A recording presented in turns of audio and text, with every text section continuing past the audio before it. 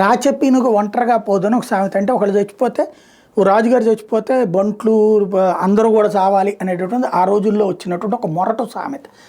ఇందిరాగాంధీ చనిపోయినప్పుడు ఆ సామెతను వాడింది కాంగ్రెస్ పార్టీ.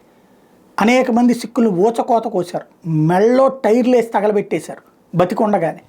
అలాంటి దుర్మార్గాల కారణంగా పారిపోయినటువంటి వాళ్ళే ఇప్పుడు భారత్ మీద విద్వేషం చిమ్మేటటువంటి అమెరికాలో ఉండి, కెనడాలో ఉండి, బ్రిటన్లో ఉండి, ఆస్ట్రేలియాలో ఉన్నటువంటి వాళ్ళు ఆనాడు ఇక్కడ భయంతో, బ్రతుకు మీద భయంతో పారిపోయి అక్కడ తలదాచుకున్నటువంటి వాళ్ళు.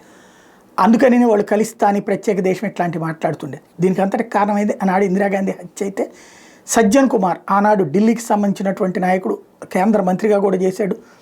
ఆయన ఈ ఘాతుకాలకు పాల్పడింది రాజీవ్ గాంధీ దృష్టిలో పట్టడం కోసం చేసింది. దానికి తగ్గట్టుగానే ఆనాడు గౌరవం పొందాడు. అయితే ఇప్పుడు అరెస్ట్ అయ్యి జైల్లో ఉన్నాడు.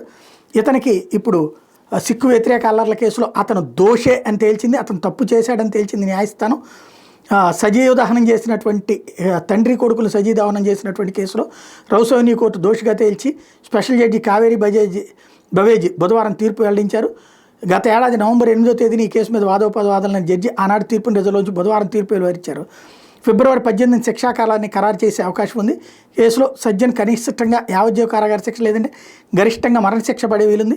మూకదాడి, హత్య, అత్యయత్నం, దాడి, తీవ్రంగా గాయపరచడం, పేలుడు పదార్థాల వినియోగం, ఆస్తుల దహనం తదితర నేరాలకు పాల్పడినందుకు గాను పలు ఐపీసీ సెక్షన్ల కింద కూడా సజ్జన్ని దోషిగా కోర్టు నిర్ధారించిందని జడ్జి కావేరి తన తీర్పులో ప్రస్తావించారు. 1984 నవంబర్ 1వ తేదీన పశ్చిమ ఢిల్లీలో సరస్వతి విహార ప్రాంతంలో జస్వంత్ సింగ్ ఆయన కుమారుడు తరుణ్ దీప్ సింగ్ని వాళ్ళ ఇంట్లోనే సజ్జన్ సారథ్యంలో ఒక అల్లరం ఒక సజీవ దానం చేసిందని ఆరోపణలు వెలువెత్తడం, బాధితులు ఇంటిని లూటీ చేసిన తర్వాత ధ్వంసం చేసి తగలబెట్టారని కేసు నమోదైంది.